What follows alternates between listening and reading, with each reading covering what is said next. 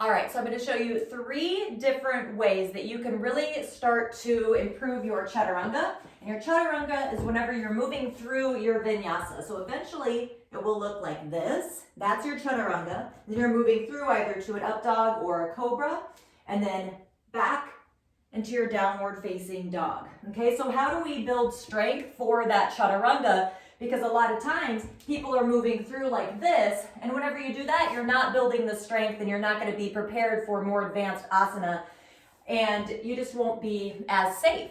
Okay, so one of the things that I really like to do is to set up the blocks on the highest height, lay down, put your shoulders on the blocks, hands are behind the blocks, fingers pointing forward, curl the toes under, and then you can just lift your belly, navel towards the spine, tuck the chin.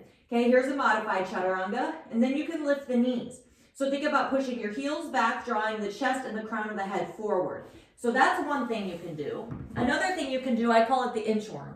So hands are a little bit behind your chest, curl the toes under, lift the belly. Okay, so if you have any lower back pain, you probably won't want to do this one. And then you're just going to push up and down. Now, if you have a larger chest than I do, you might not get off of the ground, but as long as you feel your triceps working, you're good. Then the last one is just to come forward into a modified plank, shoulders past the wrist, little tiny tricep push-ups. Okay, keeping your shoulders plugged in, elbows pointing back, and you can get them bigger as you build the strength, but little tiny ones go a long way. All right, I hope that this video helps. Let me know in the comments what you think.